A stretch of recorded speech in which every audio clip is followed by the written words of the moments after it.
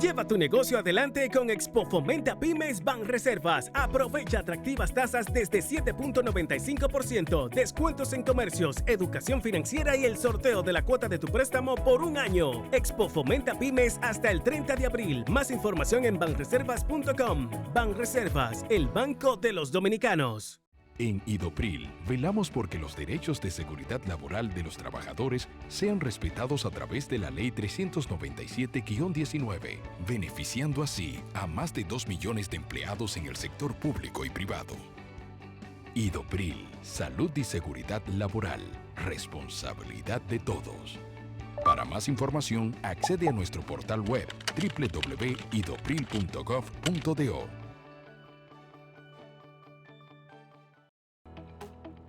El Banco Central hace política monetaria.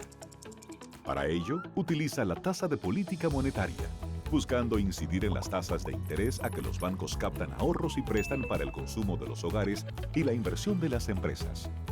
El objetivo de la política monetaria es mantener la inflación en torno a una meta definida por el Banco Central, logrando la estabilidad de precios y contribuyendo a crear las condiciones para un crecimiento económico sostenido. Banco Central de la República Dominicana, por la estabilidad y el crecimiento.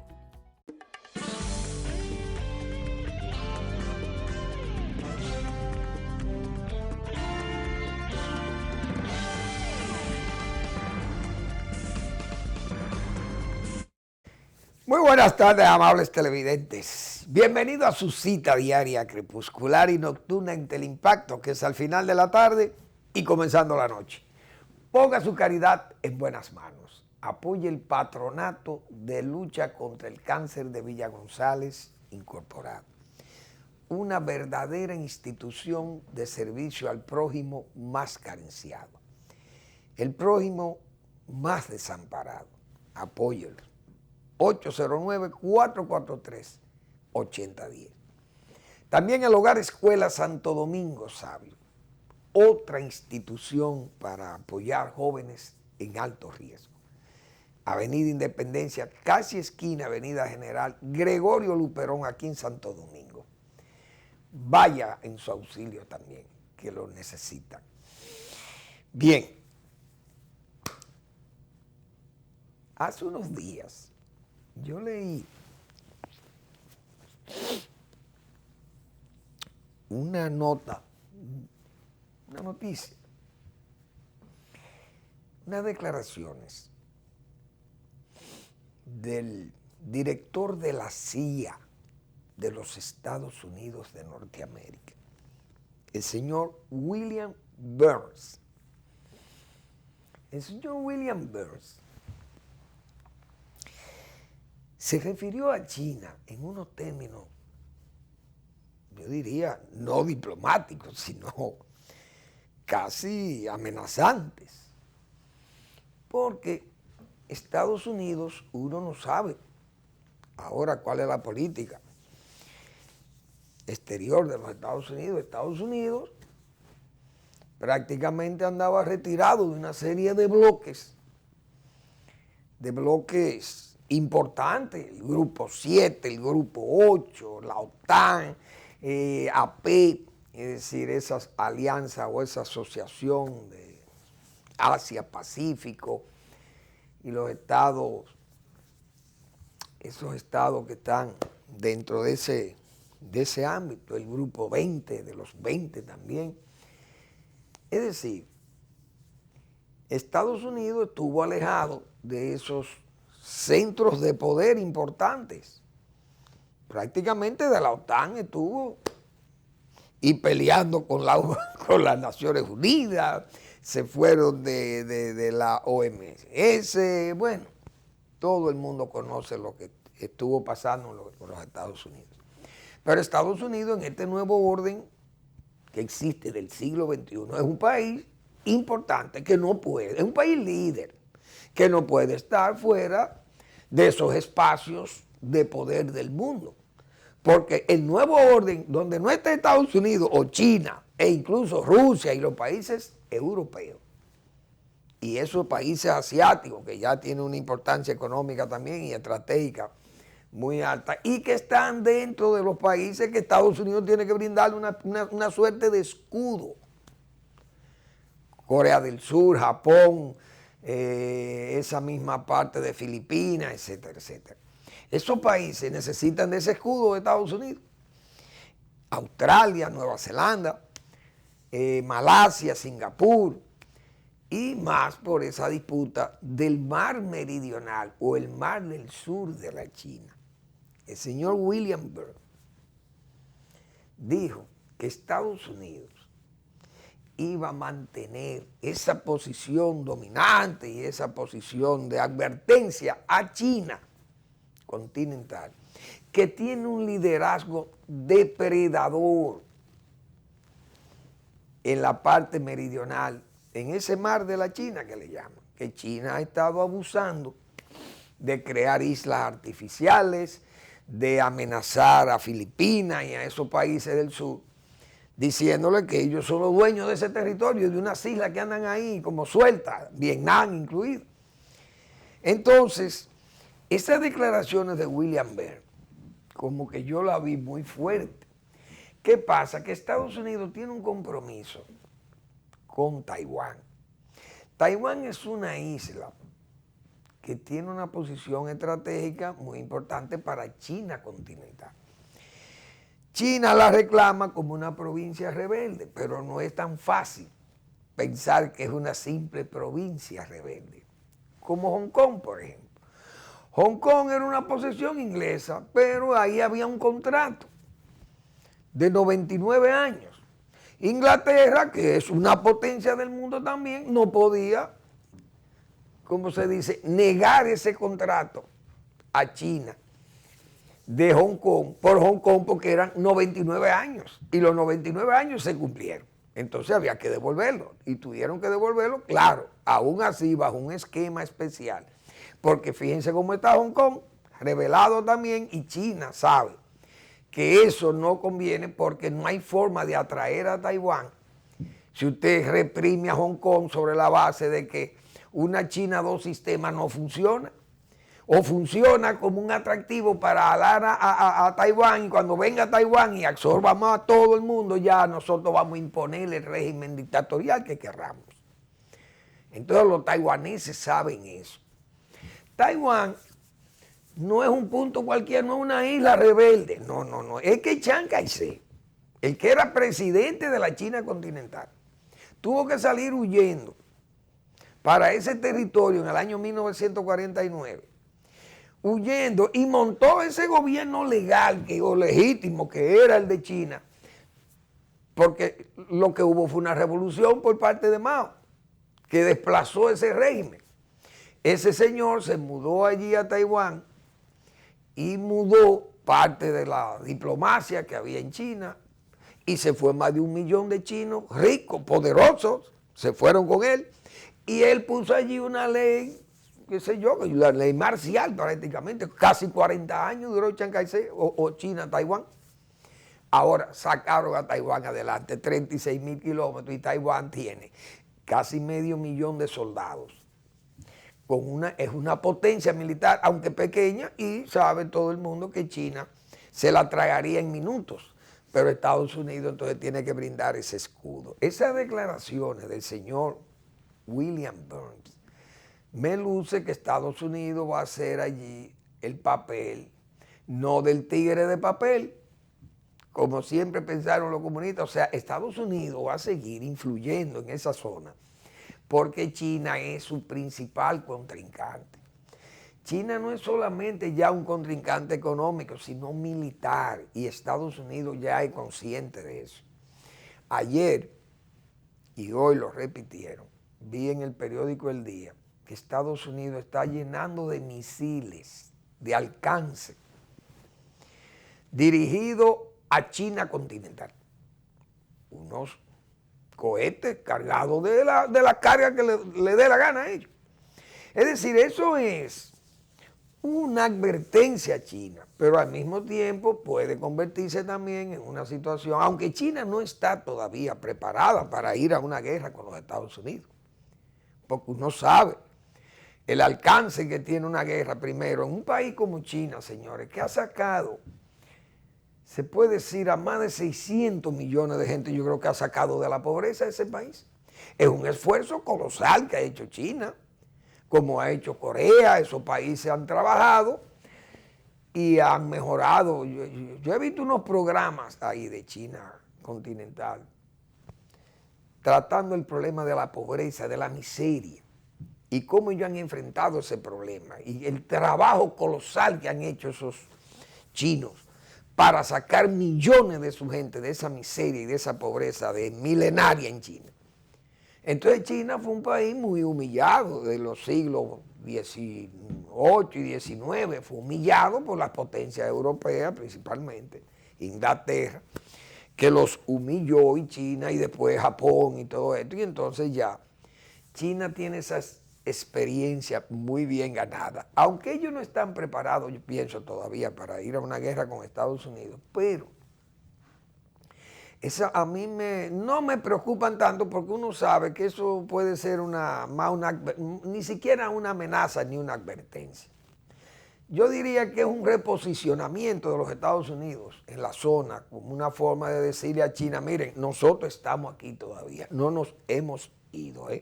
Japón, Corea, Taiwán y los demás países que están en la periferia son países que nosotros defendemos. Y además tenemos bases aquí en Guam, en Okinawa, qué sé yo, en esa zona de Japón hay bases norteamericanas, y nosotros no podemos estar jugando en Corea. Es decir, Estados Unidos tiene alrededor de 200 o 200 y pico de mil de soldados distribuidos en esa zona ahí. Pero es muy peligroso, porque hay que ver cómo China va a reaccionar, desde luego. Y esa situación de Taiwán traerá mañana, va a traer problemas ahí, pienso yo. A menos que Estados Unidos, sus dirigentes y los chinos puedan entender el nuevo orden que hay que jugar en el mundo para no tener que caer en la desgracia que cayó Europa. Es decir, Asia se puede librar de ese tollo que hubo en Europa con Hitler y toda esa Segunda Guerra y la Primera Guerra Mundial. Esas dos guerras devastaron a Europa y eso fue un caos. Más, esa Guerra Fría con la Unión Soviética fue otro problema serísimo para la Europa. Entonces en Estados Unidos y en China tal vez no están dispuestos a jugar esa Guerra Fría que se jugó con la Unión Soviética. Defender el comercio, seguir comercializando esos grandes países y esas grandes economías, y el mundo no entrar en tensiones innecesarias. Pero me parece que esas declaraciones habrá que ver qué va a pasar con la política que Biden pueda aplicar hacia China, porque con Trump hubo muchas dificultades, pero más de orden económico, eso uno lo sabe. Desde luego, cuando uno oye esos halcones, como se dice, cuando uno oye esos halcones haciendo esas advertencias, yo dije aquí de un trabajo de Henry Kissinger, que es un académico muy respetado y un político de los grandes políticos del siglo XX, y que aún vivo en el siglo XXI sigue escribiendo, y es un hombre que está todavía con buenas reflexiones.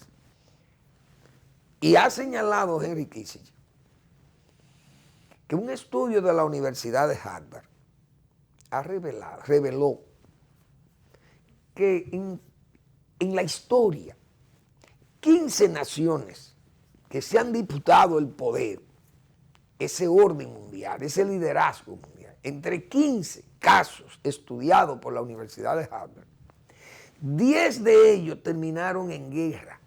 Es decir, cuando una potencia está arriba y otra potencia va subiendo para tratar de desplazarla, 15 casos de la historia, 10 han terminado en guerra entre esas naciones. Entonces, todas estas cosas tienen a uno, definitivamente yo creo que deben preocupar. Vamos a ver el comportamiento de los líderes, que es muy importante.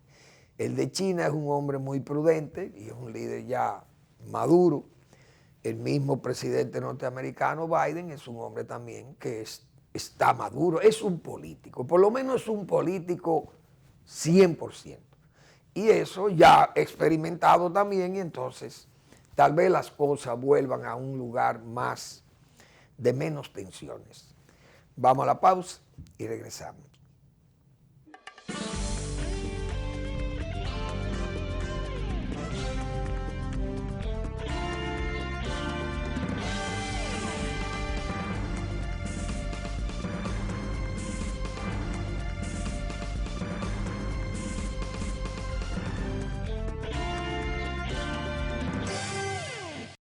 Lleva tu negocio adelante con Expo Fomenta Pymes Banreservas. Aprovecha atractivas tasas desde 7.95%, descuentos en comercios, educación financiera y el sorteo de la cuota de tu préstamo por un año. Expo Fomenta Pymes hasta el 30 de abril. Más información en banreservas.com. Banreservas, el banco de los dominicanos. En Idopril, velamos porque los derechos de seguridad laboral de los trabajadores sean respetados a través de la Ley 397-19, beneficiando así a más de 2 millones de empleados en el sector público y privado. Idopril, salud y seguridad laboral, responsabilidad de todos. Para más información, accede a nuestro portal web www.idopril.gov.do. El Banco Central hace política monetaria.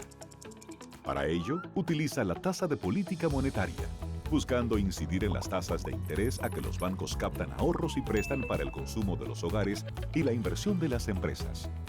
El objetivo de la política monetaria es mantener la inflación en torno a una meta definida por el Banco Central, logrando la estabilidad de precios y contribuyendo a crear las condiciones para un crecimiento económico sostenido. Banco Central de la República Dominicana, por la estabilidad y el crecimiento.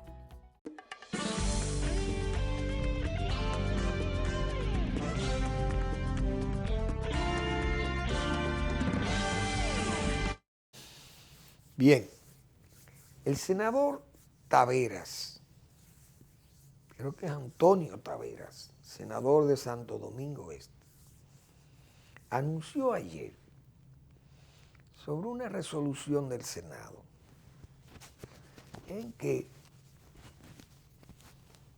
no sé si ya está aprobada o se pide que el Senado actúe para que los funcionarios, los nuevos funcionarios, los funcionarios que están hoy dirigiendo el gobierno, hagan una relación de la herencia recibida.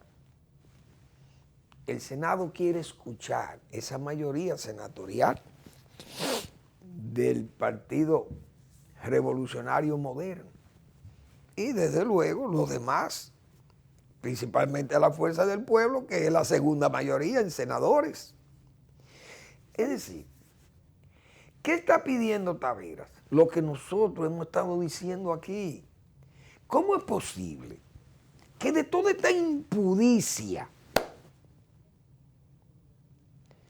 en que se manejó el Estado, el poder, en el tiempo que estuvo gobernando Danilo Medina y sus grupos de clones, porque son clones serviciales, yo he dicho, una suerte de almas derrengadas?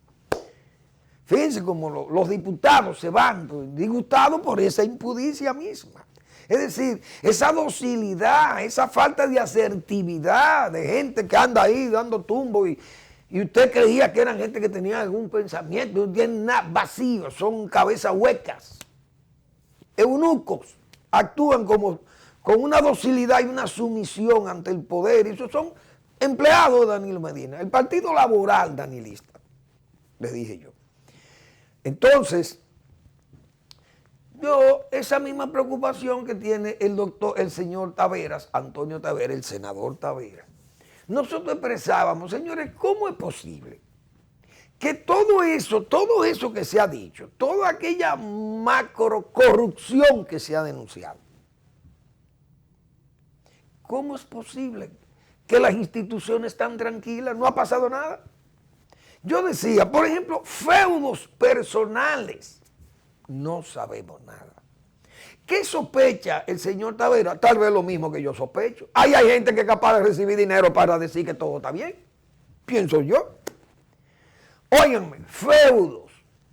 Por ejemplo, una institución que yo sé que es una institución pobre, y no digo porque pueda haber un desfalco allí ni nada, pero ¿cómo es posible 20 años dirigiendo una institución, una persona? No sabemos nada. El que llegó ahí no ha dicho nada. Por ejemplo, el Correo. El Correo tuvo un solo director 20 años. Solamente hubo una interrupción del 2000-2004. Pero 20 años dirigiendo. Entonces, cuando usted pasa 20 años, usted cree que ya esa cosa es suya. Se puede pensar, porque la gente se va acostumbrando y se va acostumbrando de tal forma.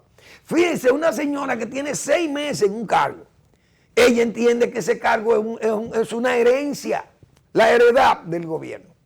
Una señora que dijimos ayer con el desparpajo que dijo que ella llevó la nómina de 24 a 26 millones para complacer su gente. Pero hoy vimos en el periódico que las cosas son más graves todavía, que de 19 a 41. Pero esas cosas yo como que no lo entiendo. Pero yo asumo el de 24 y 26. Esa señora entendió que eso fue un asalto al poder. Por eso yo decía que se le echa de menos al PRD o al PRM en este caso, se le echa de menos cuando está fuera del poder, pero cuando llega al poder se le deplora. Hemos dicho nosotros aquí. Pero también he recordado que la historia sigue repitiendo las mismas situaciones. Entonces esta señora vino y dijo que ella no fue a hacer un análisis de lo que le pasó. No, yo encontré una nómina de 26, de 24 y la subí a 26 y boté 300. Pero diga que usted encontró. Ahí no hay ni siquiera un análisis. Y ese fue otro de los incumbentes que tuvo como 20 años ahí, el señor Euclides Gutiérrez, pero todo está bien. Entonces, esos fueron feudos. Y fíjense entonces cuál es la respuesta que da esta señora. Una señora que ya debiera estar investigada por la Procuraduría General de la República, decíamos ayer. Pero no sé, parece que hay una posición sesgada, cosa que es grave, después de hacer tantas galas de que hay un Ministerio Público Independiente. Pero no se investigan esas cosas, que hay que investigarlas. Pero yo sigo con el senador Taveras. Ellos piden que toda la institución, ¿cuál fue la herencia? Por fin, porque es la misma preocupación que yo tengo. ¿Cómo es posible que 16 años, pero vamos a ver qué es lo que hemos recibido? La CAS, 8 años, estuvo un director ahí. Entonces, eso está todo bien. Ahí no ha salido un papelito como aquello, mire, tómese un cafecito con fulano. Ahí no ha aparecido nada, absolutamente nada. Turismo, ¿cuántos años tuvo el director, el ministro de Turismo ahí? Interior y Policía. Usted va a la presidencia, usted va al administrativo de la presidencia, las visitas sorpresas, 61,000 millones, el presidente de la República, la presidencia misma de la República, pero no sabemos nada. Bueno, el presidente Abinader dijo que encontró un caos en el país, bueno, pero eso es lo que se ha dicho. Pero no hemos visto el caos todavía, excepto los pulpos. Los pulpos que están todavía en justicia y que hoy tal vez lo echen para su casa y lo manden para su casa para que se debilite más la credibilidad. Entonces, en aduanas, ahí no pasó nada. En el CEA, ahí no pasó nada. En la autoridad portuaria, señor, ¿usted sabe los escándalos que hubo con esa autoridad portuaria, con el asunto de las adjudicaciones de unas reconstrucciones de los muelles de Puerto Plata? Eso fue un escándalo. Y eso incluso hubo que devolver o anular la pretensa licitación que se hizo o adjudicación que se hizo en Puerto Plata. Es decir, escándalo por todo lado, hizo escándalo en obras públicas. Obras públicas no pasó nada. ¿Dónde estuvo Gonzalo Castillo? Que se ha dicho tantas cosas de Gonzalo Castillo. Pero no ha pasado nada. En CDE, que hubo tantos escándalos y en las EDE, no sabemos nada y no pasó nada tampoco. Entonces, ¿dónde fue que tuvo la macrocorrupción? Siempre he dicho yo, no se ha querido decir nada sobre la herencia. Yo recuerdo en el 2004, todas las instituciones hicieron un levantamiento de lo que encontraron. Yo estaba en agricultura y en agricultura se hizo un levantamiento de todo y se llevó ante el gobierno de la República. Claro, la situación que tenía Leonel Fernández no es la situación que tiene el PRM. Cuando se llevaron esos informes de todas las diabluras que se habían hecho en todos los ministerios, incluyendo Agricultura, que incluso de lo poco que llevó un caso a la justicia, que fue, diríamos, eran causas para defenderse. Sin embargo, los jueces fallaron y declararon inocente a todo el mundo. Y yo he dicho que hubo jueces que cenaban en la casa de los inculpados. Es decir, un desastre. Pero así es el sistema. Ahora, en el gobierno de Leonel Fernández, en el 2004, aunque el Palacio recibió informe de lo que pasó 2000-2004, porque fue una crisis también tremenda, lo que hubo y corrupción y de todo, desfalco al Estado, bueno, eso le trajo 14 años, 16 años de abajismo a esa grey política, PRD, PRM y sus aliados de siempre. Sin embargo, en el 2004 había una situación muy difícil para el gobierno de Leonel Fernández. Llegó con el poder ejecutivo, pero no tenía el poder legislativo. Entonces, por la gobernabilidad, se entregó la impunidad. El gobierno de Leonel Fernández tuvo que negociar la impunidad por la gobernabilidad. Queriendo o no, probablemente no queriendo, pero obligado por las circunstancias, porque el país tenía 2 default, es decir, 2 cesaciones de pago. Y esas cesaciones de pago representaban renegociar con el Fondo Monetario Internacional y el Acuerdo de París. Entonces, el gobierno necesitaba de ese Congreso para poder pasar esos acuerdos con el Fondo Monetario Internacional y el Acuerdo de París. Esos mismos organismos presionaron al gobierno y le dijeron, miren, ustedes tienen que negociar con la oposición, busquen la forma. No hay juicio para la oposición, no puede haber juicio porque si le abren juicio a Hipólito Mejía, esa gente no van a pasar eso. Y no lo pasaron. Yo dije aquí en el 98, siendo Leonel Fernández el presidente, no querían pasar los préstamos para cubrir los daños del ciclón George. ¿Y qué hubo que hacer? Entregar una obra al Congreso de la Nación, entregar un mensalao para poder abrir el Congreso. Es una vergüenza.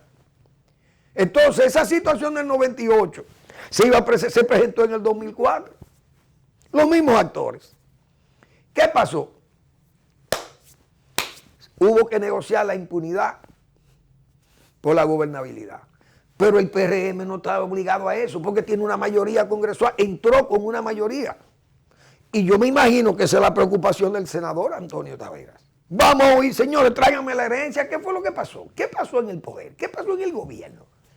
Todavía el pueblo no sabe qué fue lo que pasó con las visitas furtivas. 61,000 millones, pero ¿cómo? ¿Dónde está ese dinero? ¿A quién se le entregó? ¿Quiénes disfrutaron? Porque nosotros dijimos aquí 7 años. 7 años pasamos diciendo que ahí nada más se estaban beneficiando las directivas. Y entonces miren la crisis alimentaria que dejaron. ¿Dónde están esos 61,000 millones? ¿Usted te imagina que Danilo Medina, esos 61,000 millones de pesos, se hubieran dirigido al Ministerio de Agricultura, a todo el sistema productivo nacional, y hubiéramos modernizado el país? Tantas veces que hablamos de esos sistemas de riego por goteo para racionalizar el uso del agua, mejor situación hay de cultivo, mejor calidad en el cultivo. Yo he dicho aquí, para poner un ejemplo de eso, y fíjense que estoy hablando de áreas como San Juan y el Cibao, y citamos las áreas que se podían renovar los sistemas de riego,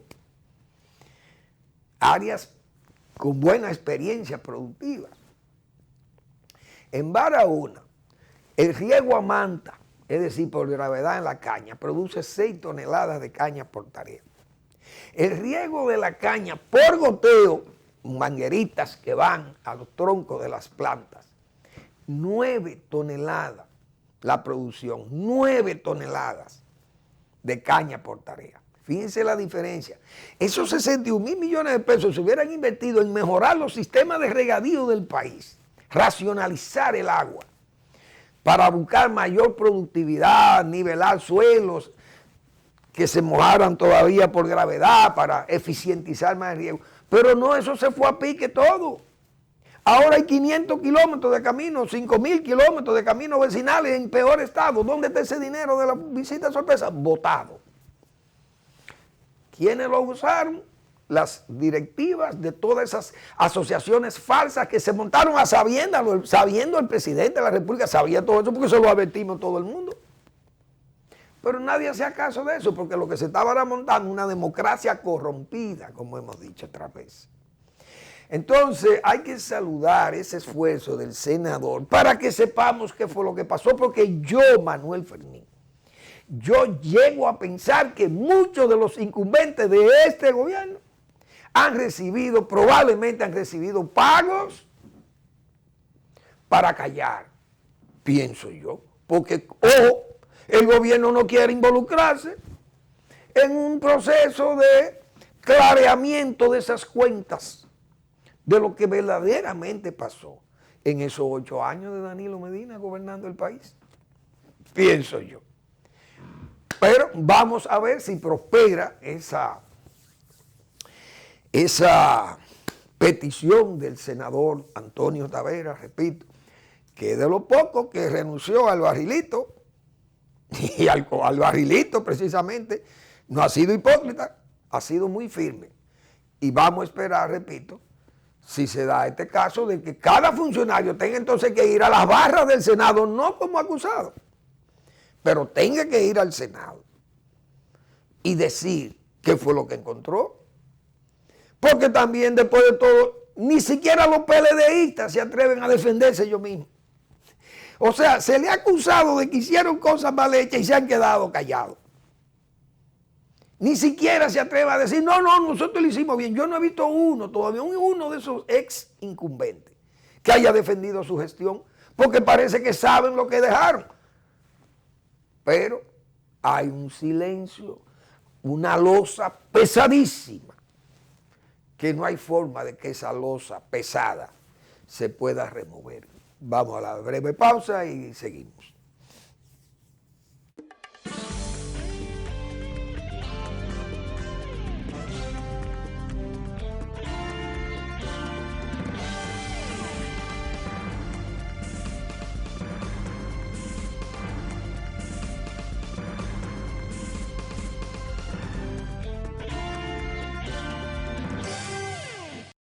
Lleva tu negocio adelante con Expo Fomenta Pymes Banreservas. Aprovecha atractivas tasas desde 7.95%, descuentos en comercios, educación financiera y el sorteo de la cuota de tu préstamo por un año. Expo Fomenta Pymes hasta el 30 de abril. Más información en banreservas.com. Banreservas, el banco de los dominicanos. El Banco Central de la República Dominicana te invita a la Semana Económica y Financiera 2021. Disfruta gratuitamente y por internet charlas, talleres, conferencias y otras actividades sobre economía y finanzas, en colaboración con la Fundación Child and Youth Finance International y la participación de instituciones públicas y privadas del país. Desde el 22 al 26 de marzo, de 9 de la mañana a 6 de la tarde, a través de Zoom y YouTube. Banco Central de la República Dominicana. En San José de las Matas, que hemos señalado aquí, es el más ecológico de los municipios.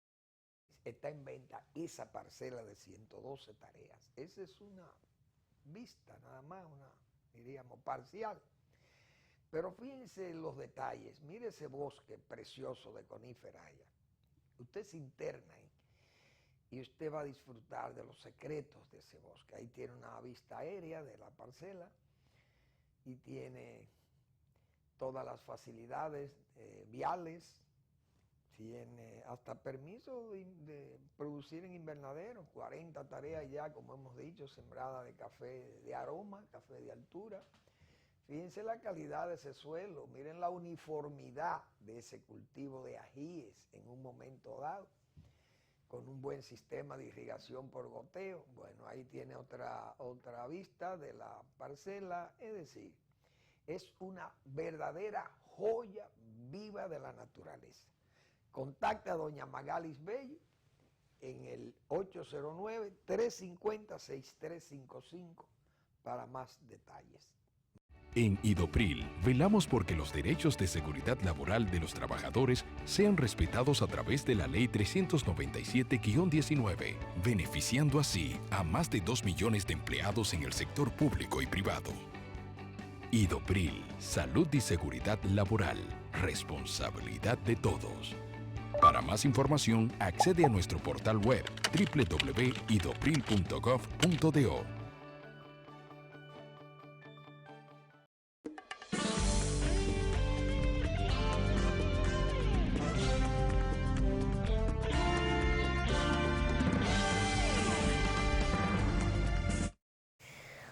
Un colapso institucional de causalidad múltiple. Ese es el título del blog La Pregunta del doctor Marino Vinicio Castillo. Así que yo le insto a que lean esos trabajos del doctor Castillo que son tan enjundiosos, producto, como yo he dicho muchas veces aquí, de su recto juicio de razón y de palabra y de sus momentos de íntima y recogida, diríamos, reflexiones que ha hecho con estos tiempos de pandemia y que se ha dedicado a escribir. Hoy escribe en el Listín un trabajo muy bonito también, muy bien, precisamente sobre don Virgilio Díaz Ordóñez. Fue un excelente jurista y excelente funcionario público también del régimen de Trujillo, pero es bueno leer ese trabajo, doctor Castillo, para que vean las reflexiones de esa gente también, gente que aunque eran colaboradores del régimen, sufría muchísimo porque ese señor era una situación incómoda con Trujillo, decirle que no a ese señor o llevarle la contraria, había que ser de intimísima relaciones con él. Y yo creo que ni los más íntimos podían llevarle la contraria a Trujillo en nada. Ni la mujer de Trujillo, ni los hijos. A los hijos los maltrataba, Ramfia, aunque era débil con ellos también. Pero la verdad que esas citas que hace el doctor Castillo, esas reminiscencias son excelentes. Bien, hoy, señores, hoy está de cumpleaños un amigo que yo estimo mucho, a él y a su señor. Es el capitán López, del cuartel fue capitán, pero él es un general, ya fuera del cuartel. Ese generalato lo ganó fuera del cuartel. Ese es un general, pero es el capitán López. Gilberto López Adrián, que es una persona que en el mundo reformista y balaguerista, todo el mundo conoce a Gilberto López Adrián y a Rosa López, su mujer, que son dos verdaderas personalidades del balaguerismo y del reformismo en esta República Dominicana. Gilberto López cumple años hoy, muchos años, pero es un hombre que está, señores, eso es lo que se llama un Guayacán sureño o un Guayacán cibaeño, por donde sea, un Guayacán. Pero López está de cumpleaños y yo y este programa le felicitamos. Así que espero que todos estos años, que son muchos, lo que él va a vivir, y yo sé que va a vivir muchos porque es un hombre de una salud recia, saludable, está muy saludable, López está muy bien. Y yo sé que con esa forma de vida y ese cuidado que le da Rosa, es un hombre de larga edad, es lo que vamos a tener en el país. Así que muchas felicidades, Capitán López o Gilberto López Adrián, mi general López. Así que disfrute mucho con su familia y sus amigos, su fiesta de cumpleaños, que es mañana. No es hoy, es mañana es su cumpleaños. Así que disfrute mucho, señor, y muy estimado caballero que es Gilberto López Adrián. Bien, vamos a continuar con el programa porque todavía me quedan algunos temas que son de interés. Hoy, las autoridades del sector eléctrico han publicado lo que será licitación pública internacional para nueva generación, número EDES LPING 01-2021. Edenorte, Edesur, Edeeste, Edenorte Dominicana, todas esas empresas distribuidoras y el área de energía, diríamos, del país o del Estado, están promoviendo la licitación de 2 plantas. Nosotros habíamos dicho aquí que eso era importantísimo y que las autoridades pasadas se concentraron en Catalina. Cuando Catalina se pensó, el sector privado, bueno, pues era un éxito que se hiciera esa planta, pero el sector privado lo hiciera, porque así se había planeado en tiempo del señor Celso Marrancini, en CDE. Pero llegó el sabio Danilo Medina, bien aconsejado por el lulismo, ese Lula que hoy hace gala de ser uno de los hombres más transparentes y de la injusticia que se cometió contra él, pero hizo actos de corrupción en el país, o por lo menos de intransparencia. Porque vino aquí como un verdadero cabildero de Odebrecht a gestionar que Danilo Medina recibiera primero el apoyo de Joao Santana y su combo de delincuentes. Y entonces, al mismo tiempo, vinieron para que se adjudicara esa obra a Odebrecht, Catalina. Entonces, se llevaron por delante las licitaciones y todo que había ya para que esa planta, esa cantidad de megavatios, lo negociara el sector privado, que era lo ideal. Y eso hace tiempo que hubiera estado dando sus resultados y problemas de los constructores de ellos. Hoy todos los problemas que arrastramos con Catalina, son producto de toda esa improvisación y de todos esos manejos turbios que hubo con la adjudicación de Catalina. Que todo se sabe lo que pasó ahí. Fíjense el caso de Amidaguaja y ese grupo, trabajando en los dos lados del escritorio, como se dice. Entonces, ese gobierno de Danilo Medina se concentró en esa obra para hacerla en 45 meses, pero lo hicieron en 80 y pico de meses, 83, 82 meses, y miren cómo anda todavía Catalina. Que hubo una parada ahí, son paradas técnicas gravísimas, y gastos, costos y no confianza todavía en la planta. Pero eso, al dilatarse tanto, ya crea un déficit, porque no se pudo terminar la planta en 45 y entonces se seguía produciendo, se seguían haciendo licitaciones, bueno, y se podía seguir ampliando en la expansión. No se expansionó más nada, se quedaron en Catalina y fíjense cómo anda el país. Entonces el país, decíamos nosotros desde que se inició el gobierno, dijimos, peligro, porque ni planificaron lo que estaban, ni parece que llegaron planificados los que están llegando al poder, pero en los próximos 4 años va a haber apagones grandes en el país, decíamos nosotros aquí. Y habrá tantos apagones que podrán también poner en peligro hasta la reelección de Luis Abinader, si quisiera entrar en un periodo de reelección, o la estabilidad del gobierno. 4 años de disturbios y una serie de cosas que, sumado a todos estos asuntos de pandemia y alza de los precios, también los precios de los commodities que se suben, y la falta de producción y la falta de calidad en la producción, de productividad, como hemos dicho también, la productividad industrial y agropecuaria. Entonces, habrá una tanda de apagones, señalábamos nosotros. Se necesitan, decíamos nosotros, 1.200 megavatios en un lado y 600 en otro. Es decir, estamos hablando de 1.800 megavatios para cubrir la demanda de los próximos 4 años de energía. Y todavía no se había dicho nada. Hoy se publica 800 megavatios. 2 plantas entre 350 y 400 megavatios de ciclo combinado con una terminal de gas, porque es a gas natural que va el proceso. No sé si las de Manzanillo que van primero o serán las de aquí de Catalina de nuevo.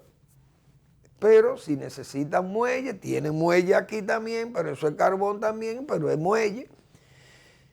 Ahí en Catalina, pero tienen el muelle de Manzanillo, me imagino que será en el de Manzanillo. Yo siempre dije, bueno, hay que ver si China tendrá una participación, porque vemos los chinos muy activos, publicando páginas de periódicos, de todo ese bienestar y la seguridad que le brinda China a sus países amigos y aliados y qué sé yo. Y decíamos nosotros, yo no sé si las compañías chinas van a participar de estas licitaciones, porque hay limitaciones a sitios estratégicos, bienes estratégicos del Estado que no deben ser cedidos a los chinos, porque será la política de los Estados Unidos, por lo menos en tiempo de Trump. Vamos a ver qué va a pasar ahora, pero lo ligo también a esas declaraciones de William Burns, el de la CIA. Imagínense ustedes que van a llenar de misiles todas esas islitas que están frente a China, que son islas amigas de los Estados Unidos y bases de los Estados Unidos, Corea, Okinawa, en Japón y otras más de Japón, no sé. Esa situación de las licitaciones dice, y no está claro, entiendo yo, este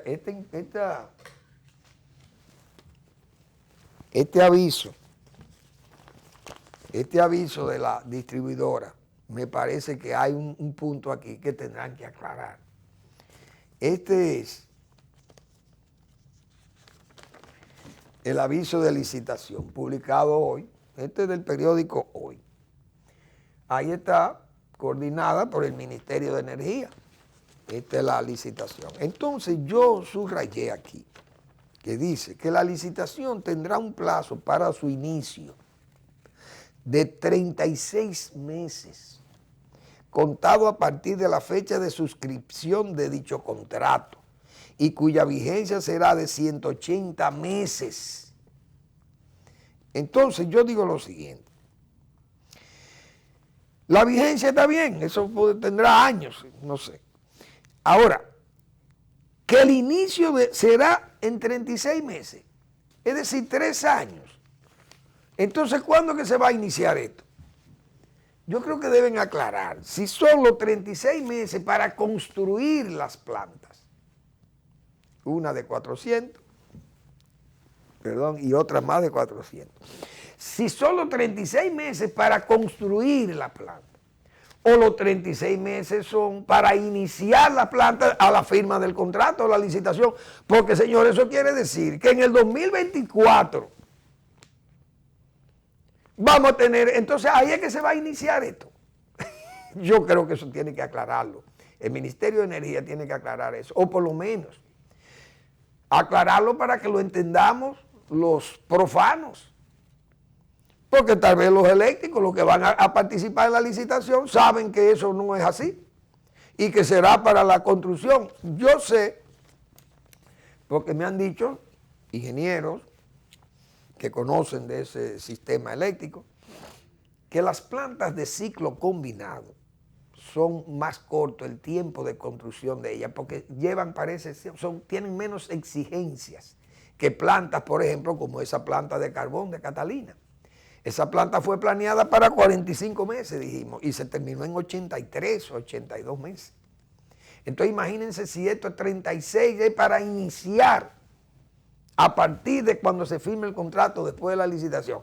Eso sería entonces, y se van a recibir en el 2021, el 20 de abril es que se van a recibir hasta el 20 de abril se van a recibir las ofertas.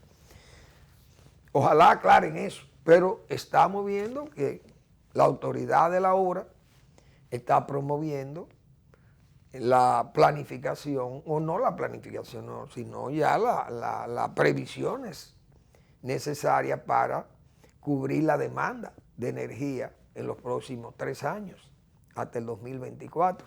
Ojalá estas cosas, pero fíjense que estamos hablando que la expansión debe ser de 1.800. Aquí solamente se están solicitando 800, o sea, faltan 1.000 megavatios más. Que eso no es fácil, señores. Estamos hablando de 1.800, estamos hablando casi de 3 Catalinas. Óigase bien, 3 Catalinas, que eso no es tarea de niño. Esa es la pura verdad. No es tarea de niño. Bueno, vamos a ver qué otros temas puedo tener por aquí, porque siempre, bueno, me voy a referir a un tema, otro tema de eso que uno se involucra en ello, pero más yo diría para tratar de que no cometan esos errores.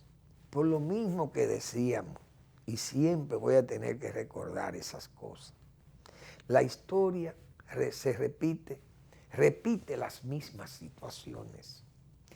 Y el PRD o el PRM, en este caso, tiene que cuidarse, el presidente Abinader. Porque el presidente Abinader puede estar a lo mejor bien intencionado, pero si el equipo si el equipo no camina al ritmo del presidente y del gobierno, o de la cúpula, diríamos, de los más cercanos al presidente, de la gente que está con lo que despacha a diario él, y que esos son los que bajan las líneas.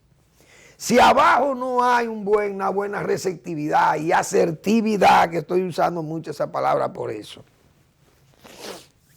entonces se corre el riesgo de terminar muy mal. Y los gobiernos terminan mal. Y los gobiernos cuando terminan mal, entonces son frustrantes. Una asociación de suplidores de materiales eléctricos fue advertida por un señor Astacio, precisamente de la distribución eléctrica, o de la compañía del consejo que rige las distribuidoras y la producción eléctrica. El señor dijo que ellos no iban a comprarle a suplidores locales, que iban a comprar los materiales eléctricos, los iban a comprar directamente a fabricantes para ahorrar. Uno lo ve así y se ve bien intencionada, sana la idea de que, miren, vamos a ser ahorrativos, porque en vista de que esos pulpos se tragaron estas EDES y se quisieron tragar el Estado, todos se lo querían, y tenemos que evitar que un particular se quiera quedar con lo del Estado o con lo que es el bien común. Se ve bien intencionada, pero es impracticable, eso es impráctico, mejor dicho, es practicable, no es impracticable, pero es peligroso. ¿Por qué es peligroso? Por lo que mismo aducen los mismos suplidores eléctricos, dicen, pero ¿y por qué descartarnos a nosotros? Si viene material eléctrico y llega muelle, viene sin ¿cuál es la garantía del fabricante? Si hay algo mal, usted sabe los trámites para devolver eso y muchísimos problemas. Si no responden a las especificaciones que usted ha comprado. Usted tiene que establecer carta de crédito, negociada tantos días, pagadera a la vista, etcétera, qué sé yo. Entonces usted tiene que tener un agente que compre en el país, que usted y las entrega, y una serie de cosas que no son garantías. El suplidor local tiene la ventaja que te da un crédito. Te da crédito de 90, 120 días, te puede salir un poco más caro, más costoso, pero siempre uno sabe que el Estado está deficitario, las instituciones públicas. Y malas EDES. Imagínense que pierden un 30, un 25, un 20%, un 25% de pérdida en la venta de la energía que compran.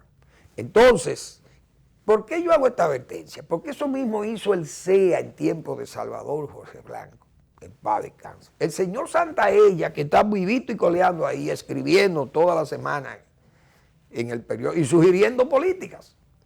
Ese señor fue el administrador del Consejo Estatal del Azúcar. El azúcar tenía precios ruinosos, es verdad, 3 centavos la libra.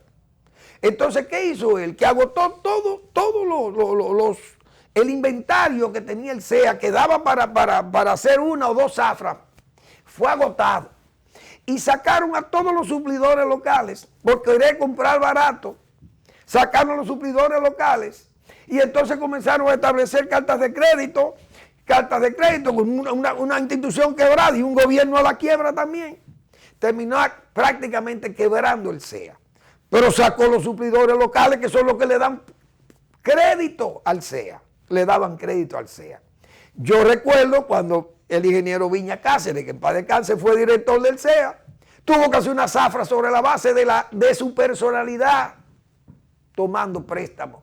Es decir, cogiendo fiado, como se dice. Hizo una zafra de 330,000 toneladas de azúcar.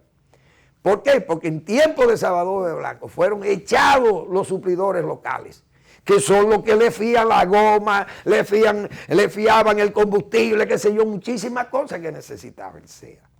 Entonces no cometan el mismo error, señores, pero esa es la bisoñez, lamentablemente. Y eso que hemos dicho, la historia tiende a repetir las mismas situaciones. Gracias por su atención, nos vemos el lunes. Si Dios quiere, nos vemos el lunes aquí de nuevo, al final de la tarde y comenzando la noche.